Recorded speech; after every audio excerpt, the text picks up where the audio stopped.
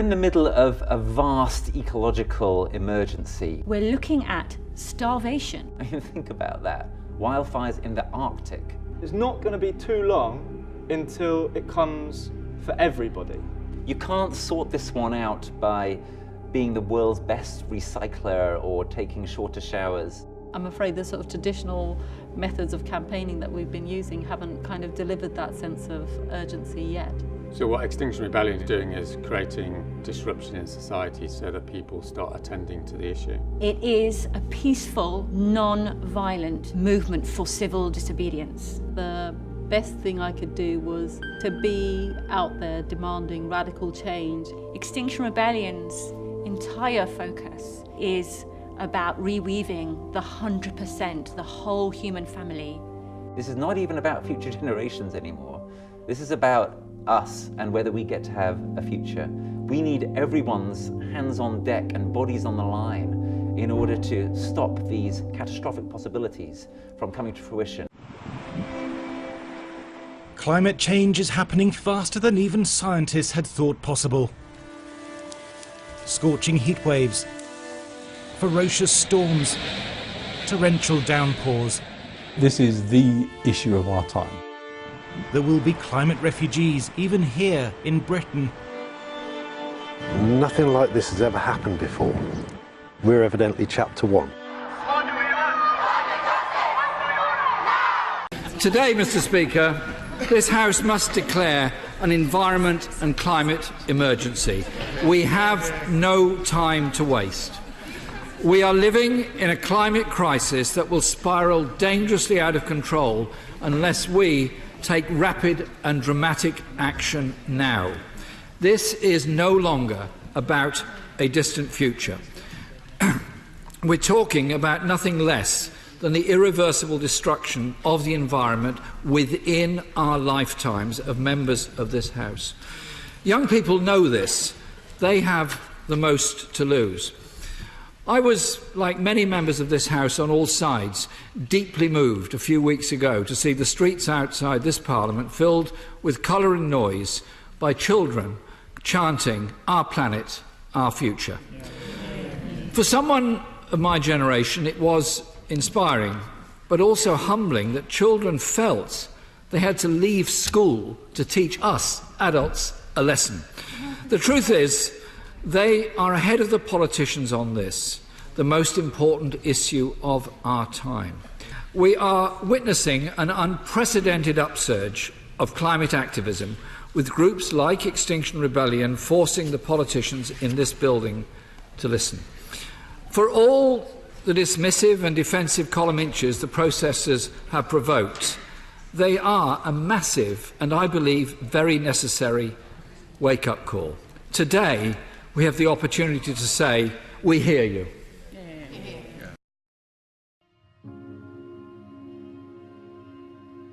Today I'm appealing for leadership from politicians, from business and scientists, and from the public everywhere. We have the tools to make our actions effective. What we still lack, even after the Paris Agreement, is the leadership and the ambition to do what is needed. And what makes all of this even more disturbing is that we were warned. Scientists have been telling us for decades, over and over again. And far too many leaders have refused to listen. And far too few have acted with the vision the science demands. And we see the results. In some situations, they are approaching scientists' worst-case scenarios. The world's richest nations are the most responsible for the climate crisis, yet the effects are being felt first and worst by the poorest nations and the most vulnerable peoples and communities. Well, we start with the heat wave that continues to batter India. Extreme temperatures across the north and the east of the country have caused hundreds of deaths. In the south, the searing hot spell has led to severe water shortages. The situation has reached a crisis point in Chennai. This is India's sixth biggest city. There was a freak hailstorm in Mexico.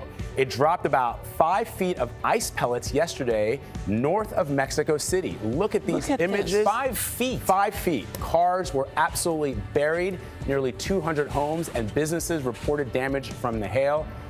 There were no casualties. That's amazing. So that's good news. And the whole thing is amazing. It really is. 42 million Americans are in the path of severe storms tonight. And this evening, the National Weather Service says this one in Indiana was a tornado with wind speeds of up to 125 miles an hour, an EF2. You can see that this building's roof completely ripped off. The Growing Kids Learning Center in South Bend took a big hit. Fortunately, no children were inside. Right now, though, we want to go from earthquakes to extreme heat as temperatures are expected to climb into the 80s in Alaska today.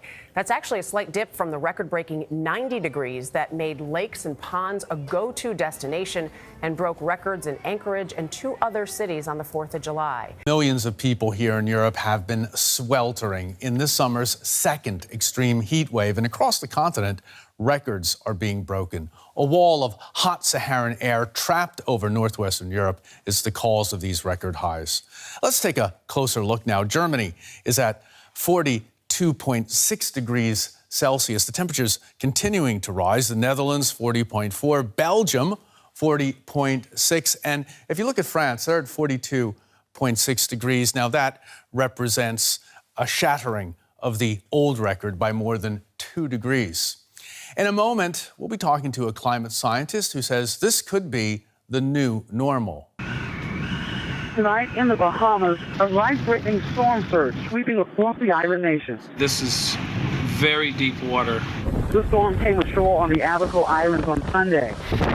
With Category 5 hurricane force winds gusting above 225 miles per hour, cars and entire homes submerged. You know, they were talking about climate change yesterday, and now we're learning that scientists and researchers are looking at how to change the weather on purpose. That's right. Lasers now could one day manipulate rain and lightning. CBS This Morning contributor Michio Kaku is a physics professor at City College of New York. Professor, nice to see you. Extraordinary seeing Al Gore and Bill Clinton there together with Charlie, wasn't it? That's right, yeah. Yeah, they did not get into this discussion, though. But it is fascinating. I mean, lasers, really, to change the weather? That's right. Well, as Mark Twain once famously said, everyone complains about the weather, but no one ever does anything about it. Well, instead of doing a rain dance, we physicists are firing trillion-watt lasers into the sky to actually precipitate rain clouds and actually bring down lightning bolts. This is potentially a game changer. But this is experimental. It's experimental. However, in the laboratory so far it works. When you have water vapor and you have dust particles or ice crystals, you can precipitate rain. It condenses around the seeds. These seeds can also be created by laser beams. By firing trillion-watt lasers, you rip apart the electrons, creating what are called ions, and these ions act like seeds, like dust particles, bringing down rain and even lightning. Go ahead. Well, this fascinates me in part because, too, I remember reading the stories that China had used this during the Olympics, that the USSR had used this after Chernobyl to create rain clouds. I mean, did those really work then? We have some of these capabilities now? Inconclusive. Even in the 60s, the CIA used this to bring down monsoons during the Vietnam War, to wash out the Viet Cong. Governments have been playing with this thing. Alleged to. Alleged to, right. Yeah. Now, we realize that for decades now, these governments have been alleged to have experimented with weather control, but nothing conclusive. This time we're bringing in the laws of physics rather than simply waving our hands and uttering mumbo-jumbo. We're actually using trillion-watt lasers now. And in the laboratory, sure enough, they precipitate rain out of water vapor. Sure enough, you can actually bring down electricity down the beam. So what does it mean for drought areas that need to have rain for crops? And if they don't have them, there's the consequences of famine.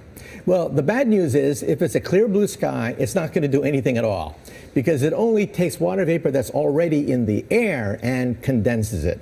However, for floods, for agriculture, farmers, for people planning wedding parties, football games, you name it, outdoor events and agriculture and flooding and even hurricanes. All of them could be subject to weather modification. Incredibly interesting. Professor Michio Kaku, thank you so much. Craig Funky is flying me to the edge of a violent thunderstorm. You see how nice and crisp the top of that cloud is up there? Yeah. But the former commercial pilot isn't some adrenaline junkie courting danger. He's a cloud seeder, chasing this menacing storm to squeeze out extra rain for the drought-stricken farmland below. As a pilot going through school, you're taught to avoid thunderstorms. This is Craig's job, firing chemicals into the clouds in a controversial attempt to modify the weather. He's literally a rainmaker. That dark, thick cloud over there has lots of moisture in it. That's part of the cloud that was seeded. It actually looks heavy with rain. Cloud seeding has been used around the world for decades. It looks like he's painting the sky. The flares are shooting millions of silver iodide and calcium chloride particles into the cloud, where they collide with drops of water and ice and produce even more moisture. Then, usually within 20 minutes... So what is this white smoky stuff over here? That's rain. Oh, that's rain? Yeah, that's rain. All this is rain out here.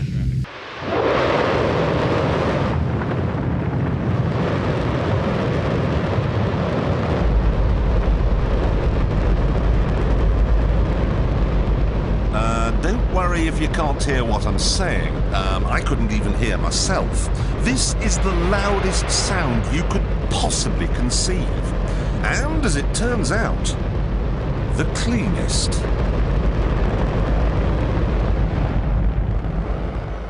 Now, the most amazing thing is that that cloud up there, which was generated by the engine, is just a mixture of hydrogen and oxygen. It's water vapor. And in about an hour's time, someone in Mississippi is going to get wet washing. It will actually rain.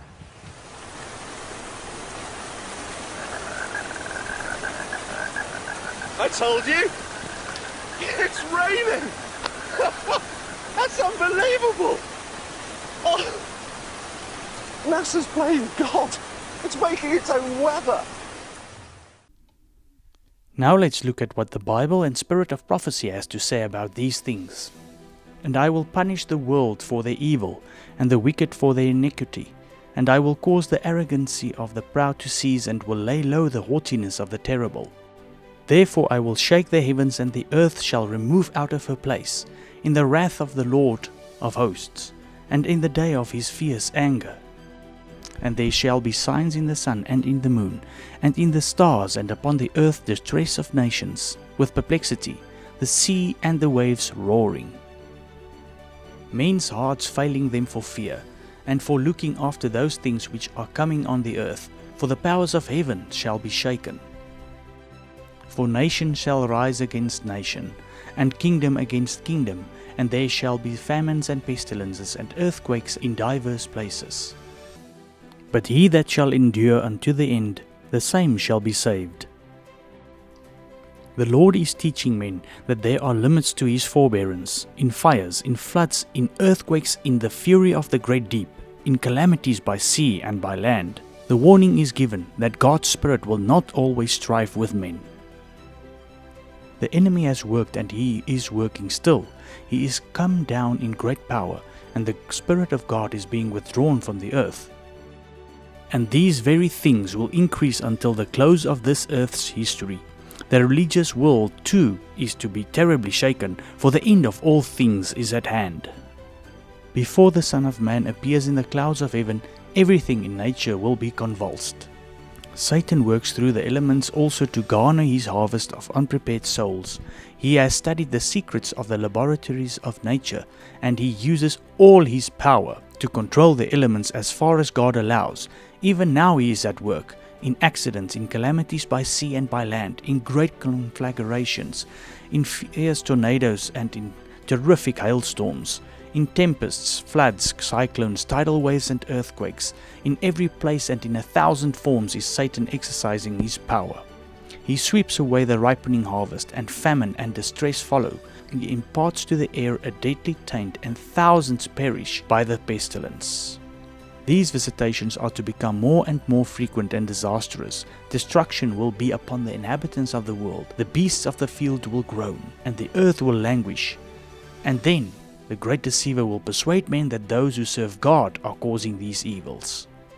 It will be declared that the nation is offending God by the violation of the Sunday Sabbath, that this sin has brought calamities which will not cease until Sunday observance shall be strictly enforced, and that those who present the claims of the fourth commandment, thus destroying reverence for Sunday, are the troublers of the nation, preventing its restoration to divine favor and temporal prosperity. Satan puts his interpretation upon events, and they think, as he would have them, that the calamities which fill the land are a result of Sunday breaking. Thinking to appease the wrath of God, these influential men make laws enforcing Sunday observance. They think that by exalting this false rest day higher and still higher, compelling obedience to the Sunday law, the spurious Sabbath, they are doing God's service.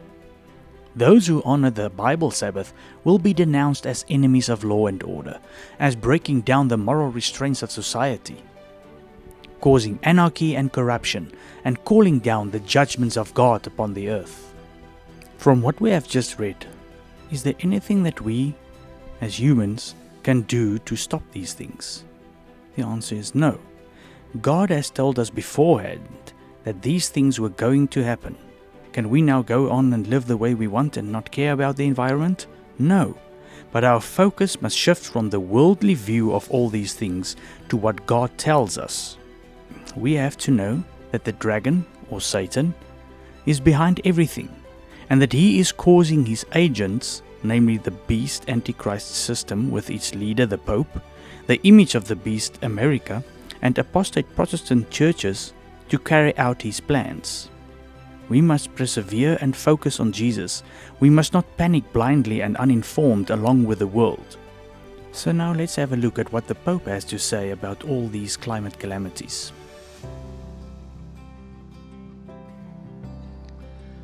Do un cordiale benvenuto alla delegazione del Movimento Cattolico Mondiale per il Clima.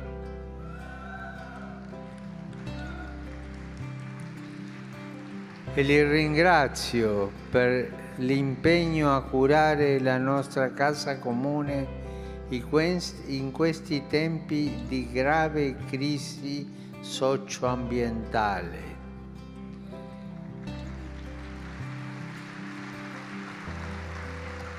Incoraggio a continuare a tessere le reti affinché le chiese locali rispondano con determinazione al grido della terra e al grido dei poveri.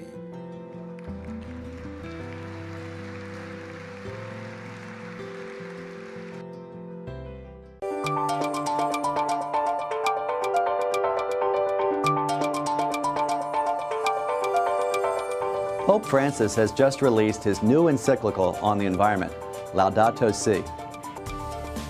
First, the big contribution of Laudato Si is an overview of the environmental crisis from a religious point of view.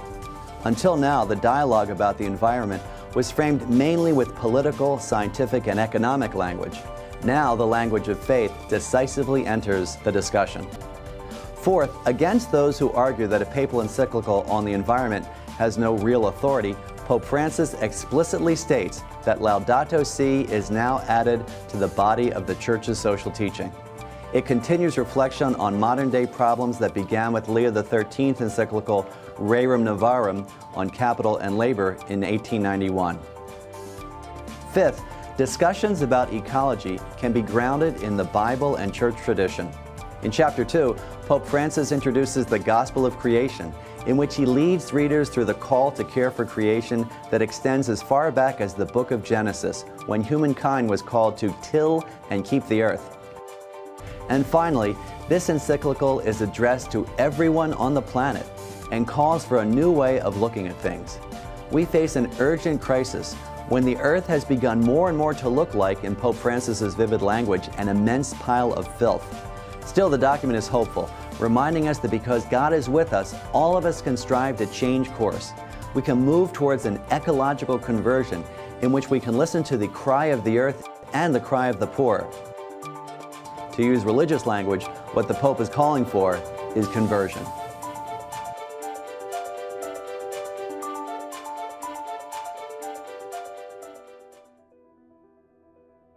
This responsibility for God's earth means that human beings endowed with intelligence must respect the laws of nature.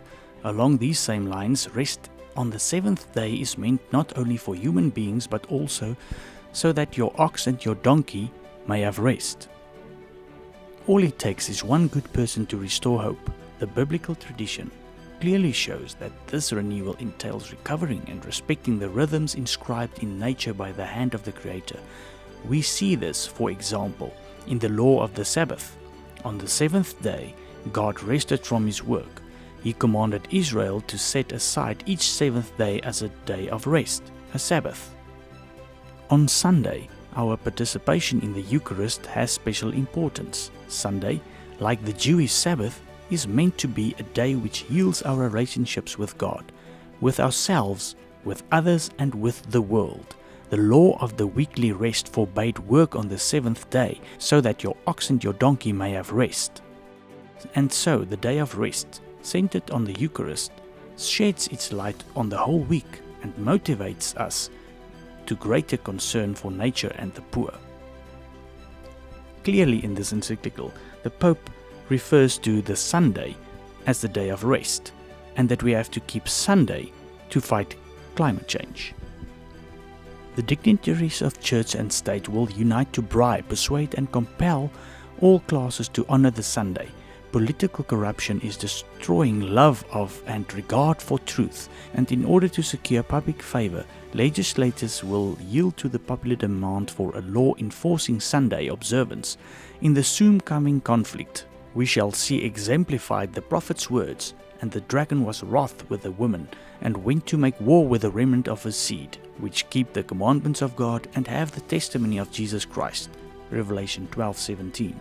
Satan puts his interpretation upon events, and they think, as he would have them, that the calamities which fill the land are a result of Sunday breaking.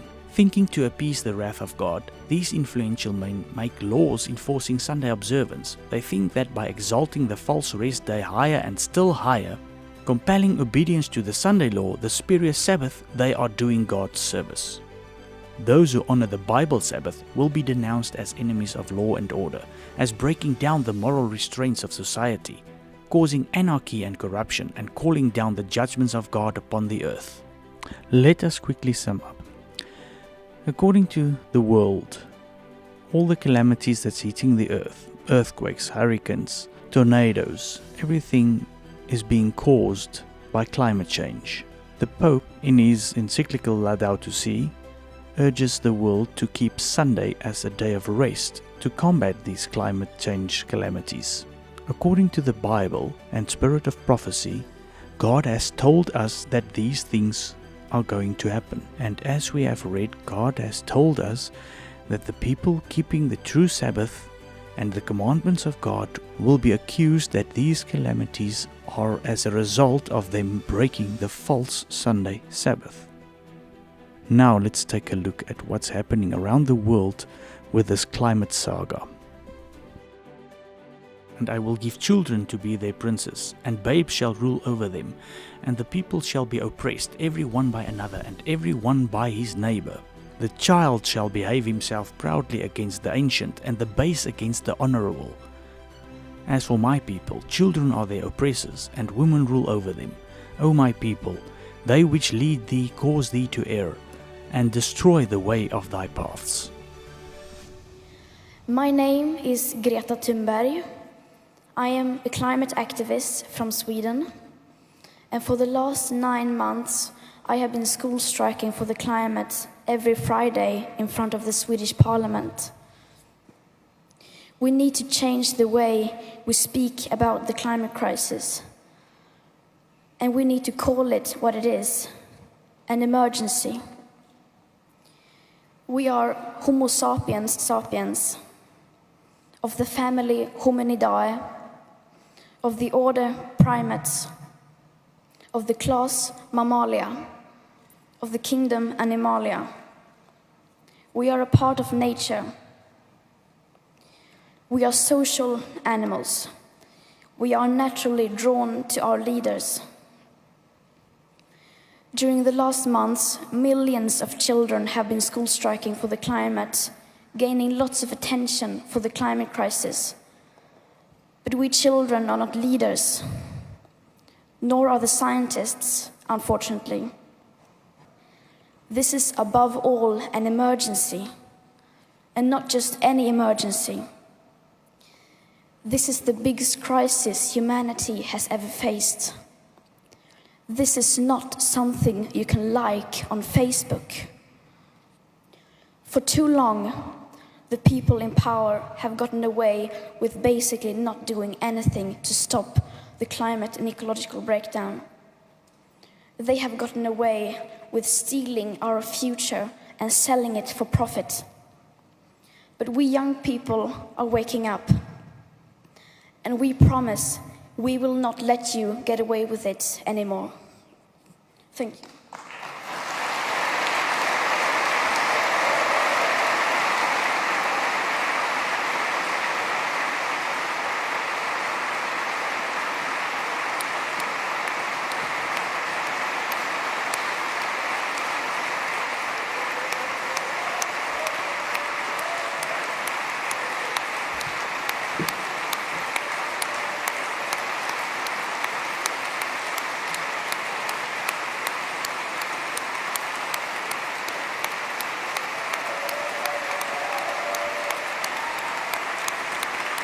We are the younger generation. We are the ones who are going to be affected, and therefore we demand justice. What do we want? Climate justice! When do we want it? Now! Everyone should mobilize for the 20th and the 20th of September because this is a global issue which actually affects everyone. We are all in the same boat, so everyone should be concerned about this. This shouldn't be the children's responsibility because now the adults also need to help us. So we are calling for them to strike from their work because we need everyone. There is nothing we can't do, and I mean, if not you should do it, then who else? And if not we should do it now, then when should we do it? The preparation had been tough, but Greta Thunberg is now undertaking the journey of a lifetime. At the southern English port of Plymouth, the racing yacht, the Malizia 2, a professional crew and her father, awaiting them all the challenges of the Atlantic Ocean for at least the next 2 weeks. Despite all the technology designed to make this a carbon-neutral journey, there is little luxury and even less privacy.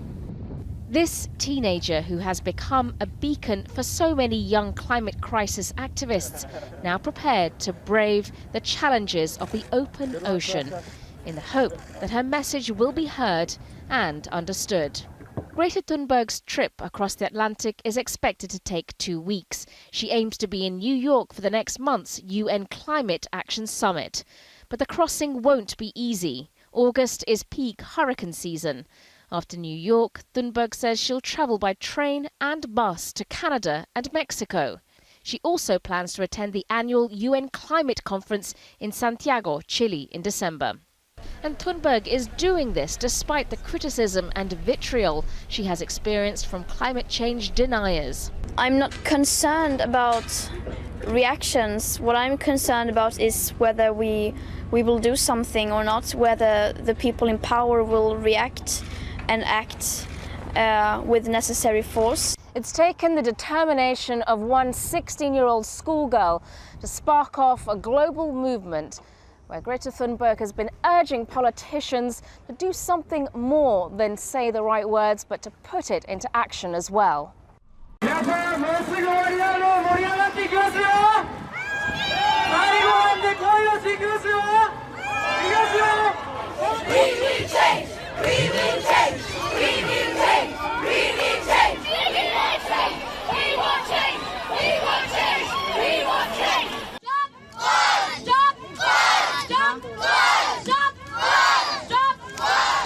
At this point, you've got no idea why we're striking. Then, like, what on earth? You must be utter idiots. If you're wondering why we're striking, like look around you. Like look at the climate charge. Look at the amount of CO2 in our atmosphere.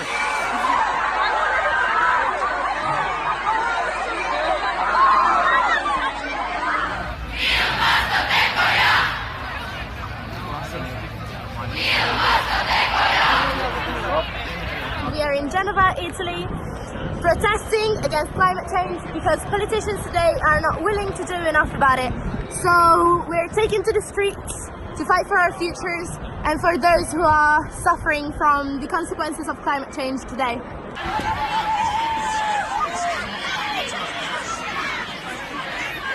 Wir haben die Kohle satt, unsere Zukunft, unsere Stadt. Wir haben die Kohle satt, unsere Zukunft, unsere Stadt.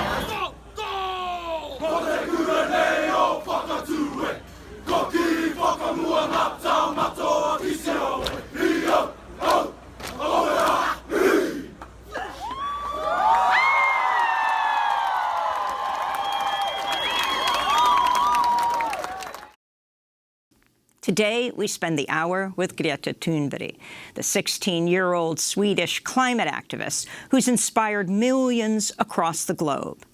Last year, as a 15-year-old, she launched a school strike for the climate, started by going in front of the Swedish parliament every day for 3 weeks, then skipped school every Friday to stand in front of the parliament demanding action to prevent catastrophic climate change. Her protest spread, quickly going global. Hundreds of thousands of school kids around the globe have participated in their own local school strikes for the climate. Since her strike began in 2018, Greta has become a leading figure in the climate justice movement. She's joined protests across Europe. She's addressed world leaders at the UN climate talks in Poland and the European Union Parliament. She has even met the Pope. And now she's in New York to join a global climate strike on September 20th and address the UN Climate Action Summit at the UN on September 23rd. Greta has refused to fly for years because of emissions, so she arrived here after a 2-week transatlantic voyage aboard a zero-emissions racing yacht. She's also planning to attend the UN Climate Summit in Santiago, Chile in December. So I want to go to the speech you gave when we saw you in Poland, in Katowice, at the UN Climate Summit.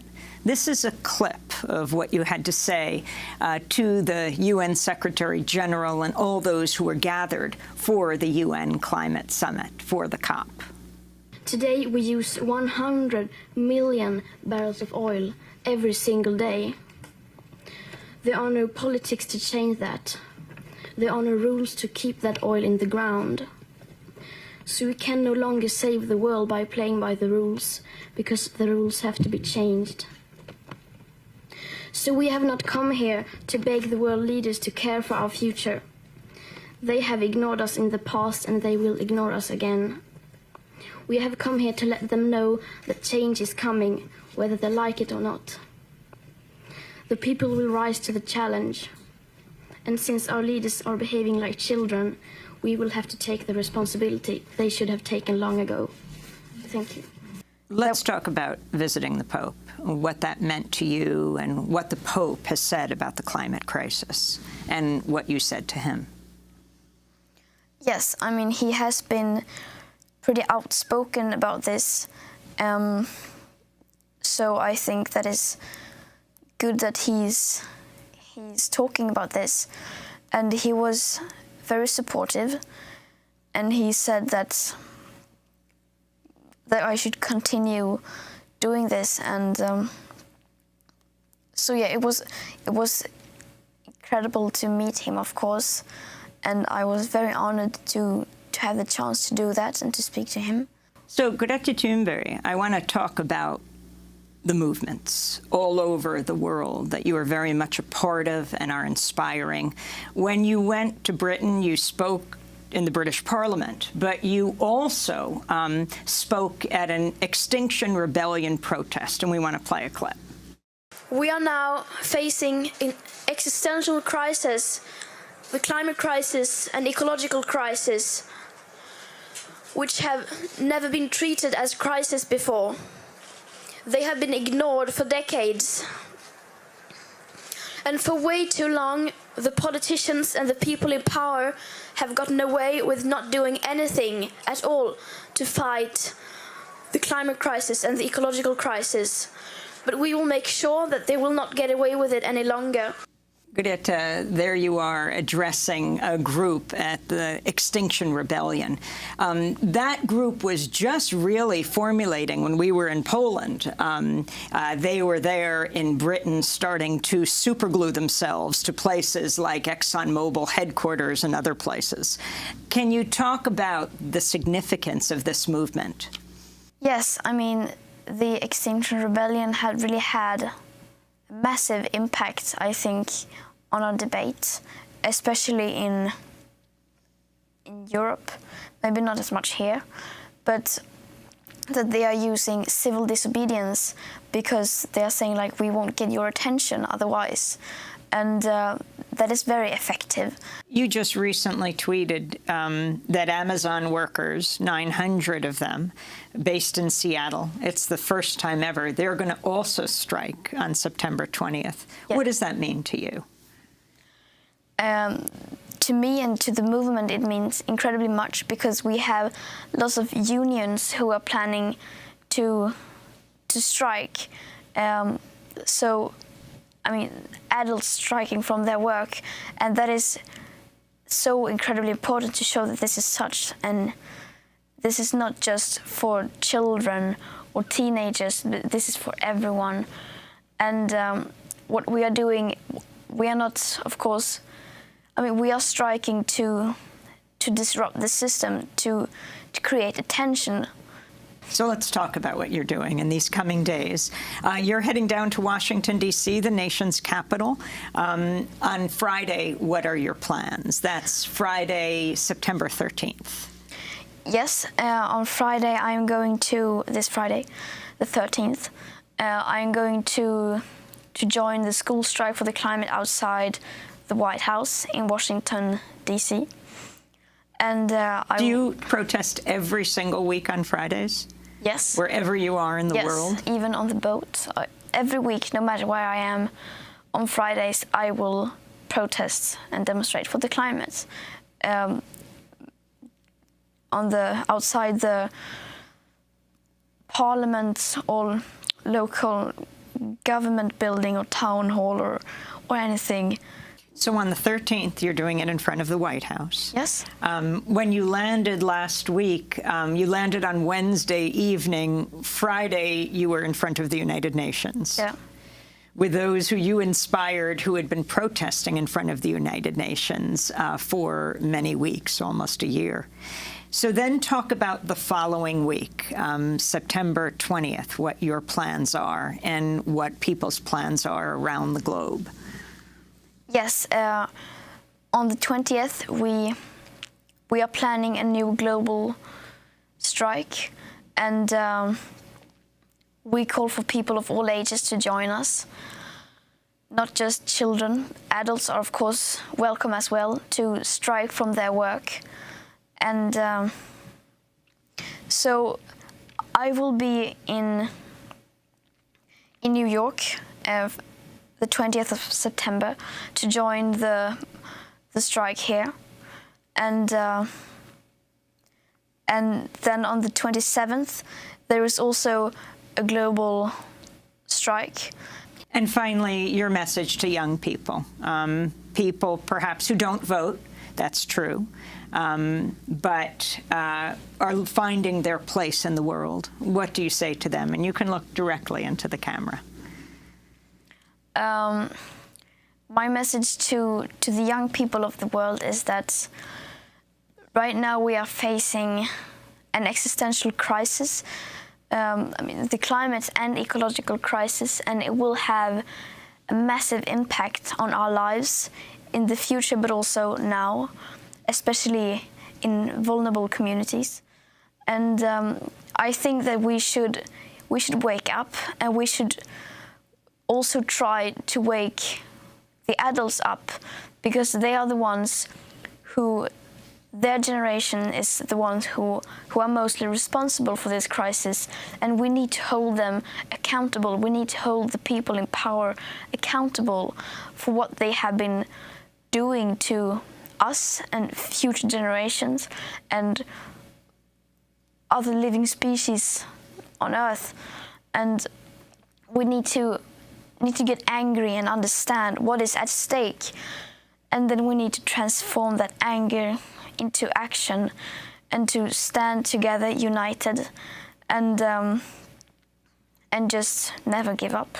Yes, thank you for standing up for the climate and speaking the truth.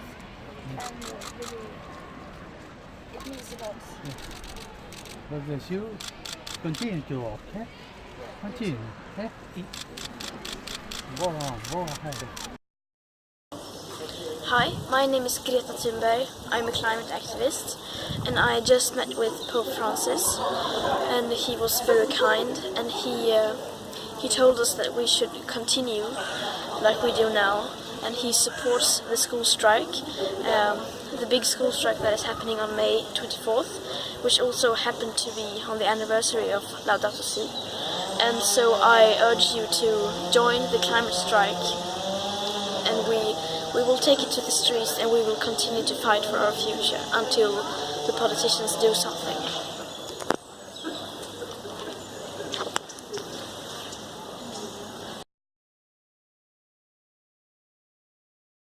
The green dots on this map shows all the registered strikes that will take place on 20 September 2019 across the world. South Africa has 34 registered strikes across the country.